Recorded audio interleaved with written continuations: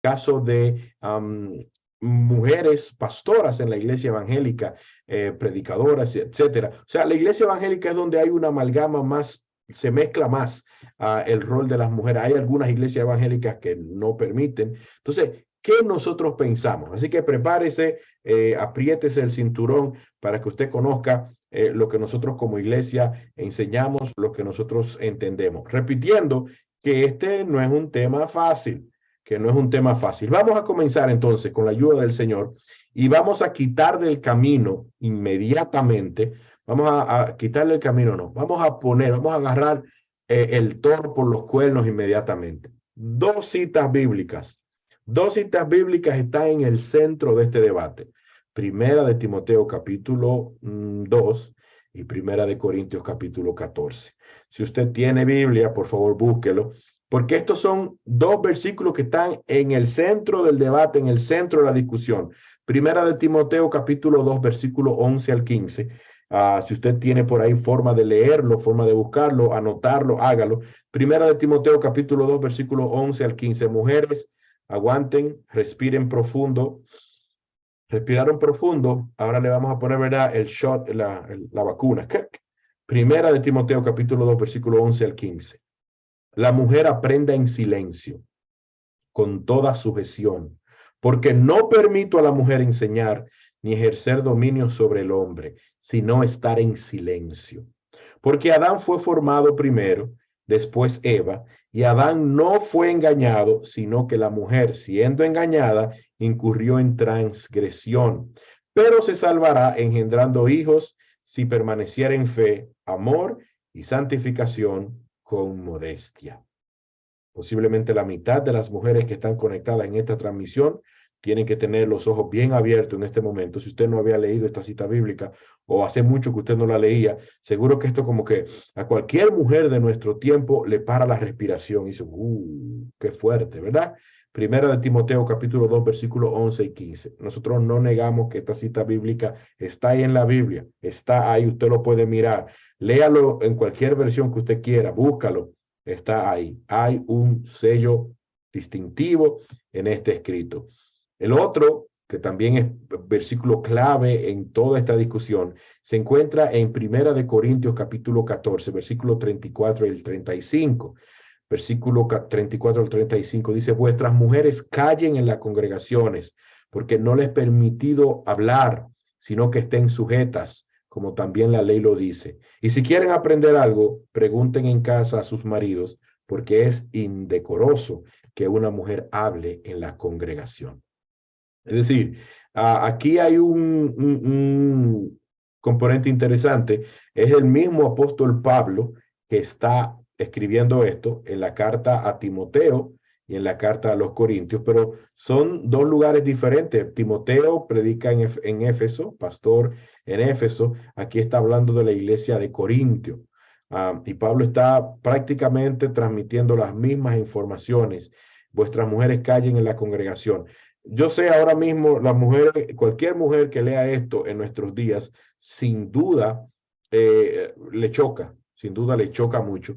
Y por eso yo quiero que nosotros comencemos a tratar de entender cómo nosotros aplicamos este verso bíblico, cómo nosotros podemos aplicar este verso bíblico en nuestros tiempos de hoy. Lo primero es que yo quiero comenzar compartiendo o quiero compartir con ustedes esta frase. La palabra debe ser cosas de hombres. La palabra, hablando la palabra no de hablar normalmente entre nosotros, sino la palabra como discurso de autoridad, como cuando hablamos de la palabra, ¿quién tiene la palabra para hablarle a la multitud? ¿Quién puede dirigirse a una congregación? ¿Quién puede presentarse ante un conglomerado de personas? La palabra debe ser cosas de hombre. ¿Dónde usted cree? ¿Quién usted cree que mencionó eso, que dijo esto? Esto no está en la Biblia. Esto está en un libro considerado también un libro universal, un libro de mucha difusión entre muchísima gente que no conoce de Dios, que no cree en el Señor, pero que le gusta la filosofía y la literatura. Esta es una frase que se le atribuye a Telémaco, que era un personaje en la Odisea. no la iglesia de la Odisea, sino la Odisea, o de Odyssey, que era un libro muy famoso. La Ilíada y la Odisea son dos libros que forman prácticamente los pilares de la filosofía griega. Este personaje, este hombre, esto se escribe antes de Jesús. Esto se escribe antes de, esto para que vayamos entendiendo el contexto en el cual Pablo escribe. Telémaco en la Odisea dice que la palabra debe ser cosa de hombres. Otro filósofo, este es un personaje de este libro, que era un libro universal que se leía en todos los filósofos griegos, uno de los libros que más se conocía, más populares cuando los griegos dominaban el mundo conocido, la Odisea. Esto era típico, esto era una palabra típica, una frase típica que se conocía. Había otro filósofo llamado Demócrito, filósofo griego, decía: callar en público debía ser considerado el mejor adorno femenino. Callar en público debía ser considerado el mejor adorno femenino. Yo sé que ahora esto suena muy fuerte, pero en ese tiempo, cuando se decía esto, las mujeres eran otro tipo de mujeres, la cultura era otro tipo de cultura. Y en esa cultura es que surge el cristianismo. El cristianismo, o sea, esto se dice antes de que se escriban los evangelios. Esto se escribe antes de que nace Jesús. El mundo conocido en la antigüedad, en el contexto cultural en el cual funcionaba, eran sociedades totalmente patriarcales, donde un hombre podía tener muchas mujeres, no había ningún tipo de inconveniente con eso. La mujer no salía de la casa, a menos que fuera un hombre que no tuviera hijos y tenía que utilizar, ¿verdad?, a las mujeres, pero las mujeres no contaban, las mujeres no recibían educación. En ese contexto, o sea, lo que yo quiero llevarle a ustedes es que lo que Pablo está hablando en Primera de Timoteo y en Primera de Corintios no es algo que él se lo esté inventando, no es algo que es inusual. Él no está imponiendo algo, ¿verdad?, que no se conocía en la sociedad. No, eso era lo normal de la sociedad. Es decir, otros escritos, otras civilizaciones, lo mismo los romanos, los griegos, usted busca todas esas civilizaciones de antaño, bien de la historia antigua, ¿verdad? En los tiempos bíblicos, en los tiempos antes de Jesús, durante el tiempo de Jesús, después de Jesús, eran sociedades diferentes a la sociedad en la cual nosotros vivimos.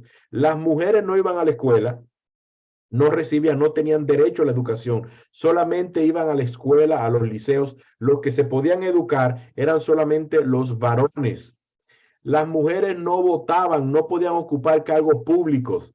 No que lo dice la Biblia, no. Esa era la realidad de la sociedad antigua. Si usted se pone a ver, las mujeres ni las contaban en los censos. Y eso se refleja cuando Jesucristo alimenta los 5,000.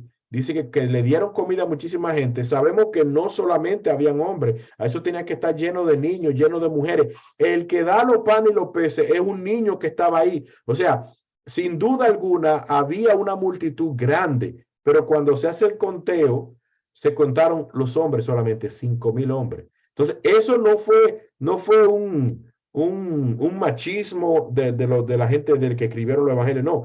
Esa era la sociedad. Lo que eran cristianos y lo que no eran cristianos, lo que eran judíos y lo que no eran judíos, los griegos, los romanos, los sumerios, todo el mundo, eso funcionaba como lo normal de esa sociedad. Entonces, habían algunas, no en todas las sociedades, pero habían algunos, se dan casos, por ejemplo, en países milenarios como los hindúes, gente por allá lejísimo, en el oriente lejano, tener hijas y no tener hijos era una vergüenza para el padre. Y todavía usted alcanza a ver alguna gente por esa zona de Irak, Irán, India, por allá, que todavía tienen ese tipo de cosas, que fácil que matan a una hija, porque el orgullo es el varón, la hija no es tanto, la hija es como, ay, esa es la sociedad en la cual la iglesia funciona a los inicios. Esa es la sociedad. Por lo tanto, cuando el apóstol Pablo escribe, no vaya usted a ofenderse. Cuando el apóstol Pablo escribe este tipo de cosas, el apóstol Pablo no le está diciendo nada nuevo a las mujeres que se convertían en Corintios.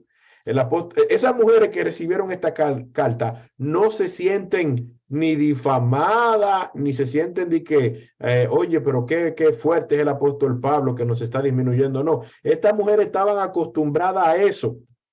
Estaban acostumbradas, era normal en esa sociedad. Esas mujeres no podían salir de la casa. Su vida era dentro de la casa y criar hijos. Decían por ahí, en una en una de los registros de los griegos hablaban de cómo ellos podían tener varias mujeres por ahí. Dice por acá, estoy citando un libro, el libro se llama El infinito en un junco. Dice, tenemos a las etairas por placer. Decía, oiga bien, lo que decían los atenienses. Siglo V antes de Cristo, o sea, 500 años antes de Cristo nacer. Tenemos a las etairas por placer. Las etairas eran las mujeres rameras o las prostitutas. Tenemos a las etarias por placer, a las concubinas para el cuidado diario de nuestro cuerpo y a las esposas para darnos hijos legítimos para que sean guardianes fieles de nuestra casa. Ahora mismo eso suena escandalizador, que un hombre proclame esto y que lo diga y que lo escriba y que lo promueva como que no ha pasado nada, ¿verdad que sí? En esta sociedad en la cual nosotros vivimos hoy día. Pero 5 siglos antes de Cristo, los hombres decían sin ningún tipo de tapujos, nosotros tenemos a las prostitutas por placer, a las concubinas para el cuidado diario de nuestro cuerpo y a las esposas para darnos hijos legítimos y para que sean guardianas fieles de nuestra casa. Ya usted sabe, ese es el contexto cultural en el cual esto que está Pablo diciendo es escrito. Y mucha gente puede decir, bueno, pero si a esto vamos, todo tenía que ver un contexto cultural. Esto es algo bien específico, lo que estoy hablando, algo bien específico de la palabra del Señor y de la sociedad en la cual esto fue escrito. Entonces, les decía que las mujeres no se contaban, las mujeres no se contaban. Entonces, Primera de Timoteo, volviendo otra vez a estos versículos, Primera de Timoteo, capítulo 2, versículo 11 al 15, también representa algo interesante y un desafío interesante. ¿Qué es lo que el apóstol Pablo quiere decir? Porque el apóstol Pablo menciona también algunas cosas que pueden generar como la necesidad de profundizar más. No puedo leer solamente así por encima. Yo tengo que generar algo más profundo. Dice, porque la mujer aprende en silencio con toda sujeción. Repito, algo normal en esa época. Porque no permito a la mujer enseñar ni ejercer dominio sobre el hombre, sino estar en silencio. La pregunta es, cuando habla de no permito a la mujer enseñar, ¿enseñar el qué? Toma en consideración que cuando Pablo le escribe la carta a los Corintios, los evangelios ni siquiera estaban escritos. Posiblemente esta gente habían escuchado a Pablo predicar, habían recibido esta carta como instrucción, pero ellos no tenían el Evangelio de San Mateo, San Juan. Ellos, ¿qué le podía enseñar? Cuando dicen no le permito a la mujer enseñar, ¿enseñar qué? La palabra de Dios. Pero que no había en ese entonces a una sociedad gentil. Él no está hablando de la Torá ni del Antiguo Testamento. ¿Qué es lo que la mujer podía enseñar y podía ejercer autoridad? ¿Basándose en qué? Cuando todavía el Nuevo Testamento, el canon del Nuevo Testamento no había sido completado. Pero entonces miren lo que dice el versículo. Entonces, aquí, o sea, me pone a mí a pensar qué es lo que Pablo está diciendo que no le permite enseñar el qué. Dice por otro lado en el versículo 13, porque Adán fue formado primero, después Eva, correcto. Y Adán no fue engañado, sino que la mujer siendo engañada incurrió en transgresión. Obviamente, Adán también incurrió en transgresión. De lo contrario, Dios no lo hubiera condenado y Dios lo condenó a Adán al igual que condenó a Eva. Pero el versículo 15 también, eso es completamente complicado de entender y mucha gente, aún los que promueven que la mujer tiene todavía hoy día que estar en silencio, no pueden a veces explicar bien este versículo 15 que dice, pero la mujer se salvará engendrando hijos si permaneciera en fe, en amor y santificación con modestia. Es decir, aquí pudiera darse a conocer, a entender como que yo pensaba que nosotros éramos salvos por fe en Cristo, ¿verdad que sí? Aquí el apóstol Pablo está diciendo que si yo tengo muchos muchachos, podré ser salvo, como que fuera una alternativa de salvación a creer en el Señor Jesucristo y ten muchos muchachos. Y eso es lo que te va a ayudar a ir al cielo. a qué tipo de salvaciones que se está refiriendo el apóstol Pablo. Entonces, esta porción bíblica yo tengo que asumir como una porción que se escribe en un contexto determinado y que sin duda alguna esta gente, Timoteo, entendió perfectamente en ese contexto que está viviendo la iglesia en esa época. De lo mismo, cuando aparece en Primera de Corintios 14:34, dice, vuestras mujeres callen en las congregaciones, ¿sí? Delante de toda la congregación, delante de la iglesia. Pero usted sabe que Timoteo, quien le enseña el evangelio a Timoteo, fue su abuela, Loida y Eunice. Su madre Loida y su abuela Eunice le enseñaron, o sea, le compartieron el conocimiento de quién era Jesús. Entonces, dice, vuestras mujeres callen en la congregación porque no les he permitido hablar, sino que estén sujetas, como también la ley lo dice. Y si quieren aprender algo, pregunten en casa a sus maridos, porque es indecoroso. Subraya esta palabra porque esta es la palabra yo creo que nos puede ayudar mucho a entender esto, porque es indecoroso que una mujer hable en la congregación. Ahí está diciendo que es que indecoroso. No está diciendo que es pecado. Ojo, no está diciendo que es pecado, está diciendo que es indecoroso. Y como usted vio en el contexto cultural, porque ¿qué es lo que significa decoroso? ¿Qué significa algo indecoroso?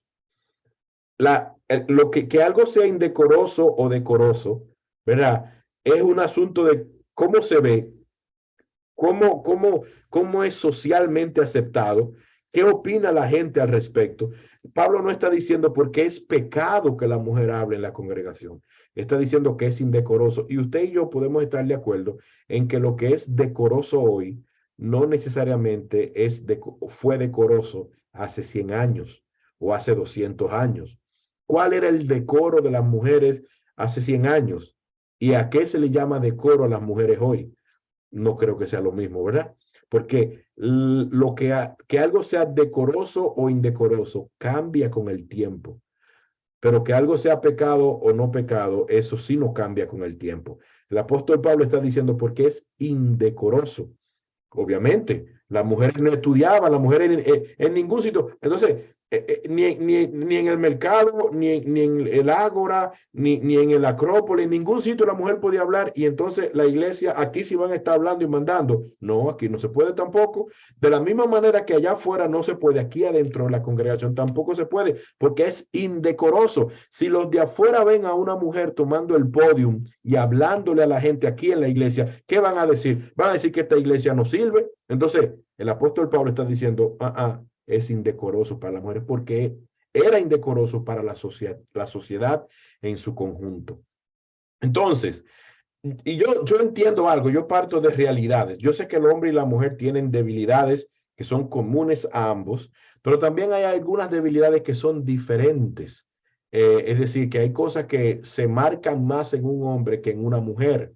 Y por ejemplo, en tema de algunas debilidades que tienen las mujeres, y no lo digo en forma peyorativa, sino lo digo en forma, qué sé yo, que usted entienda. Por ejemplo, si el hombre habla, sí, el hombre habla, pero todos deberíamos estar de acuerdo que a menos que la mujer sea muda, las mujeres hablan más que el hombre, en todo. Es decir, yo no quiero sentirme aquí que estoy ofendiendo a nadie, por favor. No quiero ofender a nadie. Estamos hablando de realidades. Si el hombre habla una palabra, la mujer habla un poquitico más, ¿verdad que sí?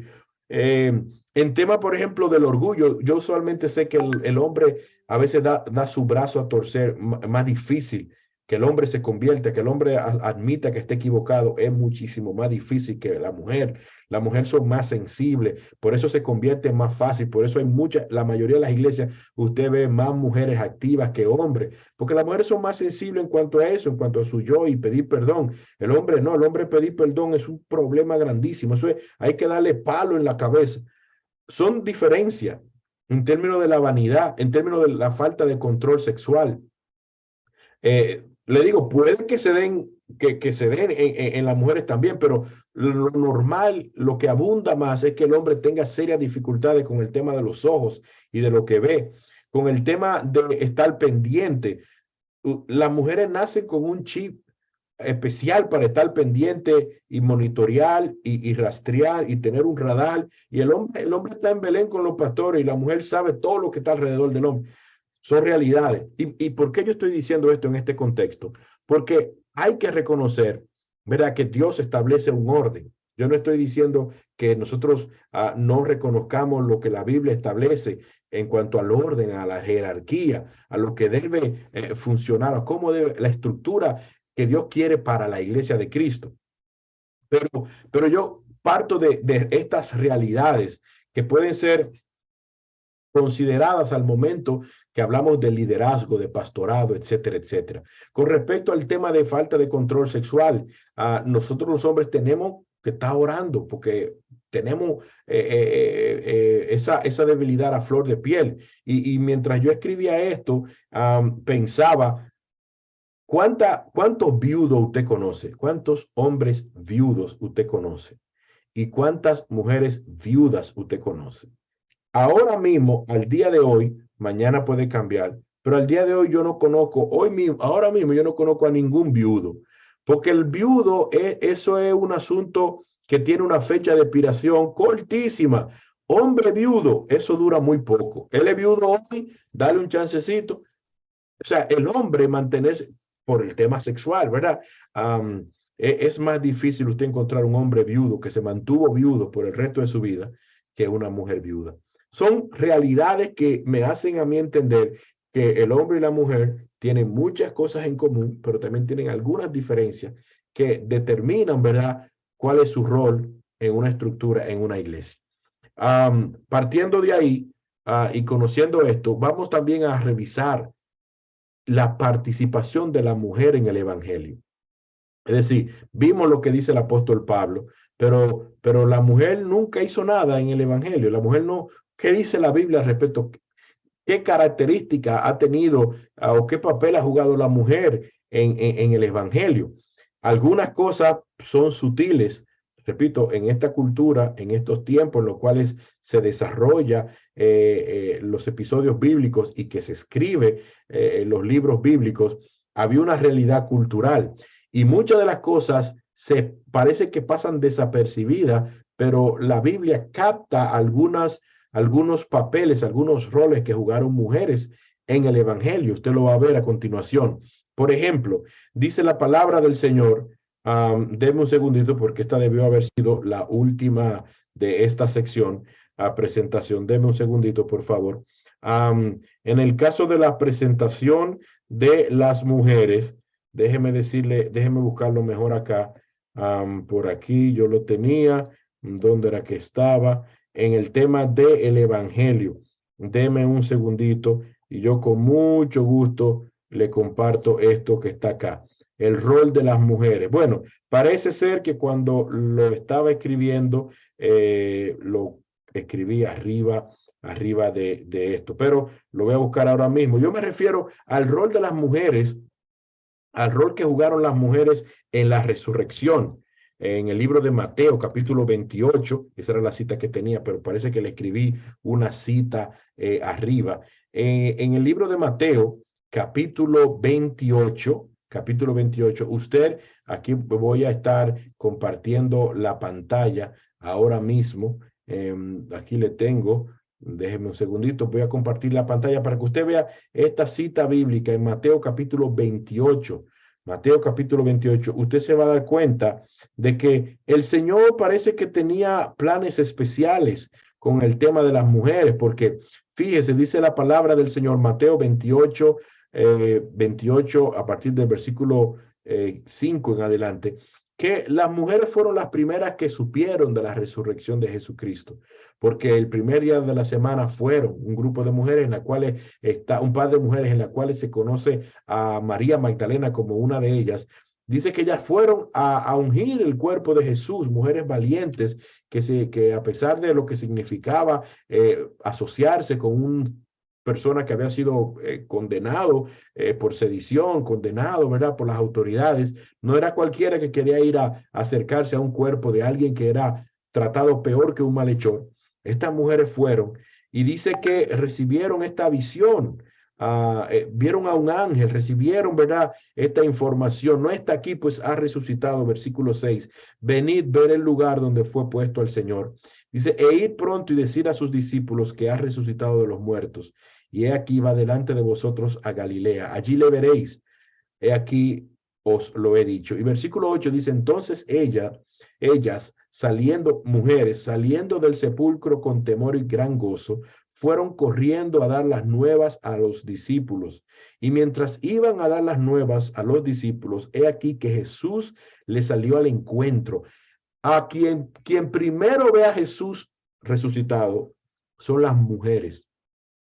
Y Jesús, ¿verdad? Cuando la saluda, salve, y ellas acercándose, abrazaron sus pies y le adoraron. Entonces Jesús le da una encomienda, le dice, no temáis. Y Jesús, ¿verdad? Si las mujeres no tenían ningún rol y no podían hablar, ni mucho menos, Jesús le da, con la autoridad de Jesús, Jesús le da una encomienda a las mujeres y le dice, vayan, anuncien lo que ustedes acaban de ver, díganselo a sus hermanos. Las mujeres, ¿verdad? Comienzan a compartir esa realidad, son las primeras anunciadoras. Las mujeres son las primeras anunciadoras de la gran noticia de que Cristo había resucitado. Pero ¿qué más también tenemos? En la participación de las mujeres nosotros nos damos cuenta que las mujeres, de acuerdo a Romanos capítulo 16, versículo 1, tenían roles en la iglesia, roles de servicio en la iglesia.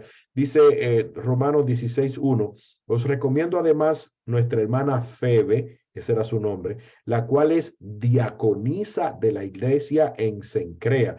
Tiene un título. Los diáconos tenían un título, una misión en la iglesia de servir a la congregación, servían, administraban, compartían.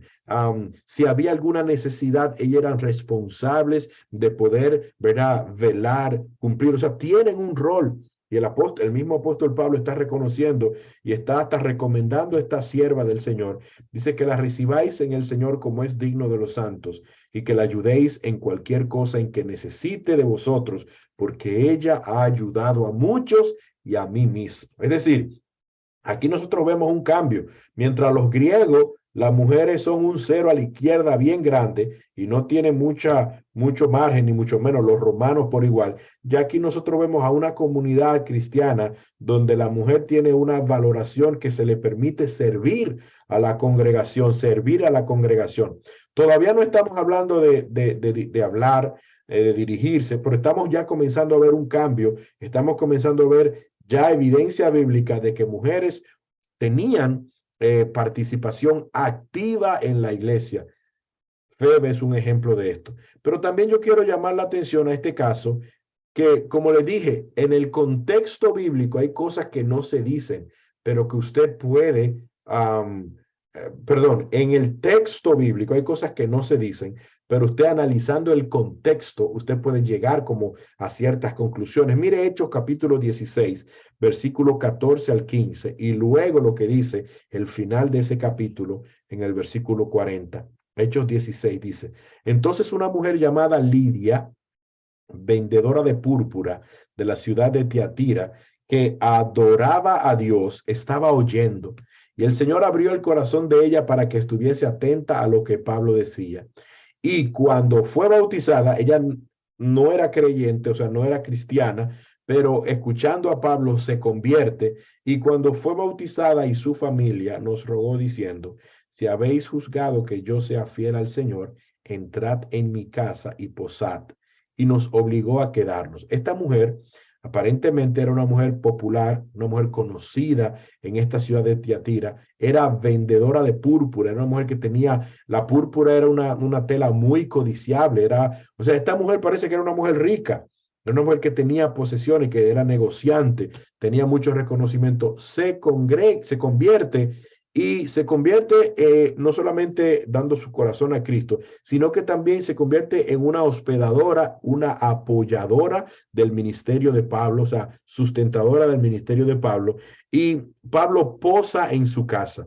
En el versículo 40, porque pasan unas cosas ahí, ocurren, pasa tiempo, pero el versículo 40 dice algo interesante. Entonces, saliendo de la cárcel, entraron ¿dónde? En casa de Lidia, Era en la misma casa donde Pablo se había hospedado. Pero aquí hay un aditivo.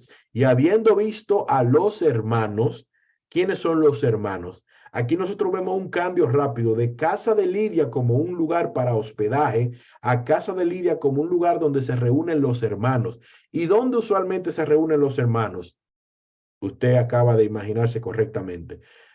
No había templo evangélico, no había iglesia evangélica, un edificio alquilado, no. La primera iglesia, la primera generación de cristianos se congregaban en casas de familia.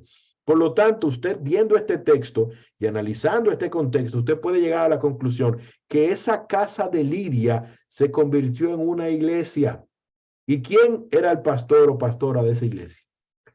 Ahí vamos a dejarlo, tal vez usted puede decir, bueno, es una especulación, Pastor Josué, lo que usted me está diciendo. Bueno, la casa donde está la iglesia, donde se reúnen los hermanos, donde el apóstol Pablo entra y ve a los hermanos y se consuela con los hermanos. No está hablando que son los hijos y el esposo de Lidia, no, hermanos que se habían convertido también. La casa de Lidia se convirtió en esa ciudad, en el lugar donde los hermanos creyentes cristianos se congregaban. Por lo tanto, esa era la iglesia.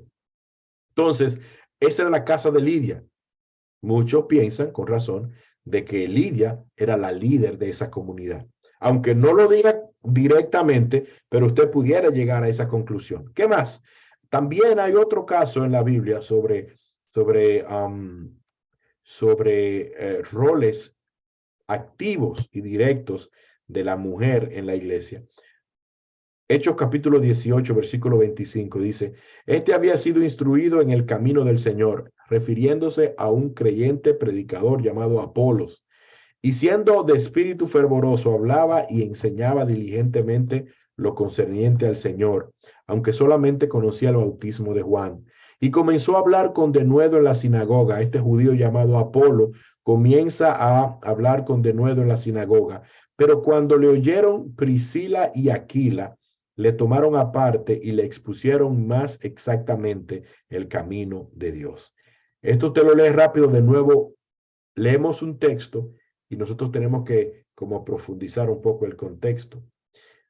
Poquísimas veces, de hecho, a mi mente no viene ningún otro caso donde una pareja de aparentemente esposos, son esposos todos, mencionan a la mujer primero que el hombre. Usualmente, yo le decía que no, las mujeres ni contaban, las mujeres no se mencionaban. Si usted se pone a mencionar, ¿cómo se llamaba la esposa de Pedro? Sabemos que Pedro tenía esposa porque Jesús le sanó una suegra, la suegra. Por lo tanto, Pedro tenía una esposa, pero nadie sabe el nombre de esa señora. Nadie sabe el nombre de ninguna de las esposas de los apóstoles que tenían esposas, con la excepción de Pablo. Nadie sabe el nombre, porque no contaban en esa sociedad. Entonces, ¿por qué aquí? Y usted lo ve en diferentes ocasiones, por lo menos en 4 ocasiones aparece este nombre, aparece esta pareja de creyentes que fueron también colaboradores de Pablo. Y aparece no solamente el esposo y la esposa, sino que en la mayoría de las veces que aparece la esposa primero que el esposo. Algunos piensan que eso se debe a que la que tenía más desenvolvimiento, a la que tenía más capacidad, a la que era la líder en este ministerio de estos esposos, era la esposa, Priscila. Y oyeron Priscila y Aquila y le tomaron aparte y le expusieron más exactamente el camino de Dios. Ahí les menciono algunos casos. Las mujeres, las primeras en enterarse y de dar la noticia de que Cristo había resucitado. Vimos el caso de Febe como diaconisa en una iglesia. Vimos el caso de Priscila y Aquila, una pareja de esposos que eran cristianos creyentes que apoyaban la expansión del evangelio en la primera iglesia. Entonces, aparte de eso, de estos roles que nosotros vemos en la iglesia, también tenemos el caso de profetisa. Y aquí es importante porque usted podrá decirme que ¿quién nombró a Febe diaconisa? Pudiéramos decir que los hombres. ¿Quién nombró a Lidia como los hombres? Pero cuando hablamos de profetizar, ¿quién es que se encarga de impartir ese don? ¿Quién es que autoriza a alguien a hablar palabra profética? ¿Quién es que lo hace? No son los hombres. Yo no puedo decirle a nadie, profetiza. Yo no puedo decirle a nadie, mira, aquí te voy a dar una profecía para que le diga, no. ¿Quién es que empodera? ¿Quién es que le da autoridad a una persona para profetizar? Si usted medita bien, usted se va a dar cuenta que aquí nosotros comenzamos a entrar en territorio del Espíritu Santo. El Espíritu Santo sabe lo que hace, cómo lo hace. Dice el libro de Hechos, capítulo 2, versículos 17 al 18, el apóstol Pedro citando al profeta Joel, en capítulo 2 de Joel. Hechos 2, 17 al 18 dice, y en los postreros días, no en los tiempos actuales, no en la antigüedad, en los postreros días, dice Dios, derramaré de mi espíritu sobre toda carne, y vuestros hijos y vuestras hijas profetizarán. ¿Bajo la influencia de quién? Los hijos y las hijas van a profetizar. Bajo la influencia del Espíritu Santo. Y vuestros jóvenes verán visiones y vuestros ancianos soñarán sueños. Y de cierto, sobre mis siervos, dice Dios, y sobre mis siervas, en aquellos días derramaré de mi espíritu y profetizarán. Es decir, aquí hay un reconocimiento de que Dios tiene siervos y que Dios tiene siervas y que ambos, bajo la influencia del Espíritu Santo, bajo la influencia del Espíritu Santo, que es un factor, ¿verdad?, de empoderamiento de la iglesia, de tiempos de la iglesia, de cierto sobre mi siervo y sobre mis siervas derramaré de mi espíritu y profetizarán. El hombre hace la distinción entre la mujer, que es un ser de acuerdo a esa época, de inferior, de segunda categoría, un ciudadano que de segunda categoría que ni se contaba en los censos, y los hombres que tienen ya el poder de la palabra. Aquí estamos viendo que Dios en los postreros días pone un nivel plano, level the field. Está diciendo aquí, va a profetizar lo varón y la hembra. ¿Bajo qué influencia? Bajo la influencia del Espíritu Santo. Mire lo que dice también un reconocimiento en Hechos capítulo 2, versículos 17 al 18. Dice, al otro día saliendo Pablo y los que con él estábamos, fuimos a Cesarea y entrando en casa de Felipe el evangelista, que fue uno de los 7 diáconos, de los 7 primeros diáconos, de los primeros 7 diáconos de la iglesia de Jerusalén. Felipe, el cual era uno de los 7, posamos en su casa.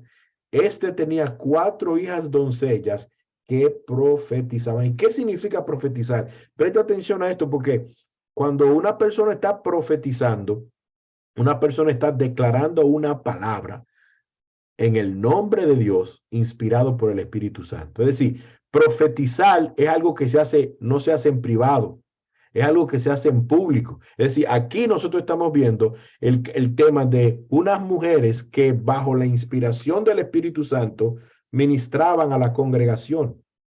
Pablo dijo en primera de Timoteo, las mujeres callen en la congregación porque no le permito a la mujer enseñar. ¿Enseñar qué? Aquí estamos hablando de mujeres que su boca es llena del Espíritu Santo y ninguna profecía es de carácter privado, ninguna profecía es para quedarse callado, ninguna profecía es, no solamente en mi habitación, yo solo no. La profecía es para edificación de la iglesia. Por lo tanto, si hay un reconocimiento de que estas 4 hijas doncellas profetizaban, significaba entonces que profetizaban en medio de la congregación, profetizaban para la iglesia, hablaban a la congregación, pero no porque le salía a ella, ¿verdad? Porque ella se le ocurrió, no, inspiradas por el Espíritu Santo. Y cuando el Espíritu Santo hablaba a través de ella, ¿quiénes somos nosotros para no escuchar lo que el Espíritu Santo quiere hablar, quiere enseñar? Entonces, yo entiendo, y ya estamos casi para terminar, mis hermanos. Sé que algunos hermanos tienen que irse. Pero nosotros reconocemos que en nuestros días han habido cambios contextuales también. Si no solamente hay una evidencia bíblica, ¿verdad?, que me pone a mí a considerar el rol de las mujeres a la luz de la Biblia, pero también hay unos contextos culturales que yo no puedo negar. En la antigüedad era común, repito, que un hombre tuviera varias mujeres y eso no era escandaloso ni mucho menos. Hoy no es lo mismo, ¿verdad que no? Hoy la poligamia es prohibida legalmente. Entonces, antes era algo normal, pero es un cambio cultural, es un cambio que ha ocurrido. Aparte de eso, yo creo que culturalmente hablando, yo le digo, lo que es decoroso hoy segurísimo que es indecoroso, era indecoroso. Ninguno de nosotros estamos vestidos decorosamente. Ninguno, ni usted ni yo, estamos vestidos, estamos con el decoro de hombre de hace 100 años. Mire fotos de hace 100 años, porque usted ve quién viste así como esa gente. Entonces, lo que es decoroso ahora no era decoroso hace 100 años. Bueno, como va la sociedad. Pero el tema es que lo de decoroso no es un tema social, es una construcción social. También yo entiendo que había un asunto con la construcción del canon del Nuevo Testamento, que en tiempos bíblicos de que se escribe la Biblia, ese era un proceso que se estaba desarrollando. Pablo le está escribiendo una carta a los Corintios y en esa carta, ¿verdad? Tiene un componente, a Timoteo, tiene un componente de lo que finalmente fue el Nuevo Testamento, pero había otros materiales que aún se estaban desarrollando. Entonces, cuando hablamos de enseñar la palabra del Señor, no es lo mismo enseñar la palabra del Señor hoy, donde tenemos un canon ya cerrado, tenemos la Biblia, donde tenemos el Nuevo Testamento, que lo que implicaba una mujer enseñando en tiempos donde todavía el Nuevo Testamento no existía. ¿De qué podía enseñar esa mujer? Entonces, ya para terminar, mis hermanos, esperando que esta charla, este breve estudio, arroje luz, ¿verdad? Sobre este tema y nosotros como iglesia, ¿qué es lo que creemos? ¿Qué es lo que nosotros como iglesia creemos? Y usted podrá estar de acuerdo o puede que no esté de acuerdo con nosotros, pero ¿qué creemos nosotros como iglesia? Y aquí lo resumimos en estas conclusiones. Número uno, como ya mencioné, este aspecto del rol de las mujeres tiene como ningún otro tema en la Biblia, como ningún otro tema que yo conozco, el tema del rol de la mujer en la iglesia tiene un fuerte componente cultural. Le digo como no recuerdo otro tema que puede tener tan fuerte el tema cultural. Repito, no lo que dice solamente la Biblia, sino por la sociedad, cómo era la sociedad en tiempos bíblicos. Entonces, en muchos casos, la Biblia reconoce lo que está pasando en su alrededor. En otros casos, como el tema del pecado de la idolatría, la Biblia le da de frente hacia, tenemos que cambiar esta forma de pensar. Pero hay otra, el ejemplo, por ejemplo, de la esclavitud también. Cómo la Biblia ve el tema de los esclavos y cómo, o sea, había un reconocimiento expreso en esa sociedad de que eso era lo más normal. Seguimos entonces. Entonces, yo creo, entiende hermano querido, nosotros como iglesia, este tema del rol de las mujeres tiene un fuerte componente cultural cuando nosotros vemos específicamente esas dos porciones bíblicas que escribe Pablo en Primera de Corintios 14 y en Primera de Timoteo capítulo 2. Aparte de eso, hay un tema de que Pablo habla de decoro. Primera de Corintios capítulo 14 dice, porque no es decoroso, es indecoroso que la mujer hable en la congregación, pero no dice que sea pecado. Es indecoroso en ese contexto cultural, pero no dice que sea pecado. Lo otro es que yo creo sí, porque Cristo menciona, la Biblia menciona que Cristo es la cabeza de la iglesia, el hombre tiene un rol que jugar, hay ¿cómo se dice? Una estructura, ¿verdad? El hombre es la cabeza, la mujer le apoya. Entonces, yo creo que sí, que la mujer debe funcionar bajo autoridad. La mujer debe funcionar, si tiene que haber algún nivel de autoridad. Una mujer que esté sin autoridad ministerialmente hablando, realmente yo lo pongo, ¿verdad? Como entre comillas, porque realmente lo que usted ve en la Biblia es que si bien es cierto que ha habido avances en cuanto al rol de la mujer debe estar sujeta a autoridad. ¿Qué significa esto? Las mujeres avisaron a Jesús, avisaron a los discípulos que Jesús había resucitado. ¿Quién le dijo a ella que hicieran eso? Jesús mismo le dijo, vayan y díganlo.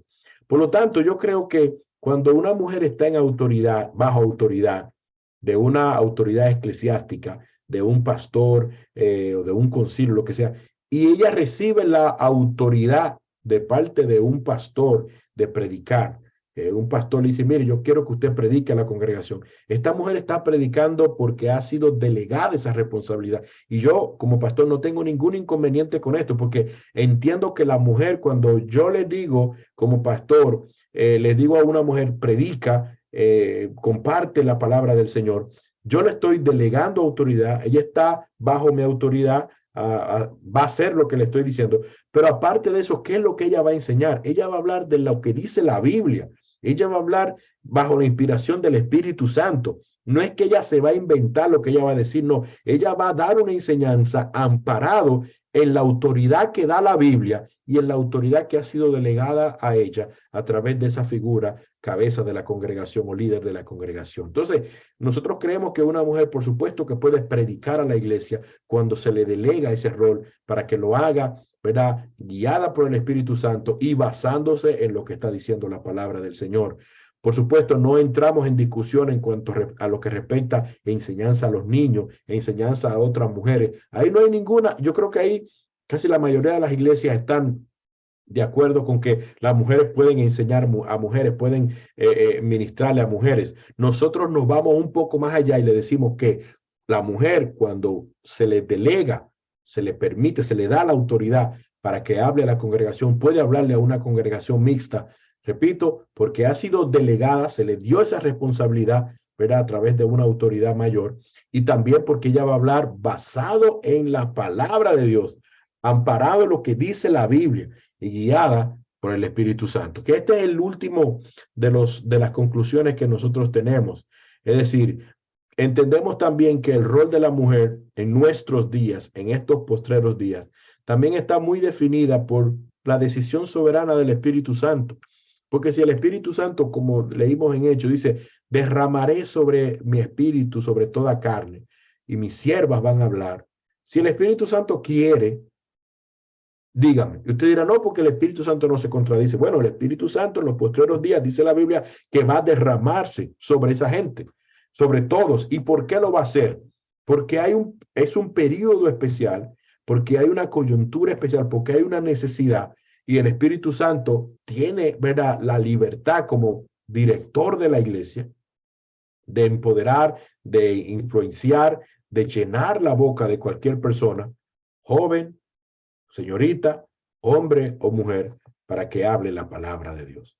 Así que estos son las cuatro conclusiones que nosotros como iglesia, nosotros entendemos y nosotros definimos en cuanto al rol de la mujer en la congregación.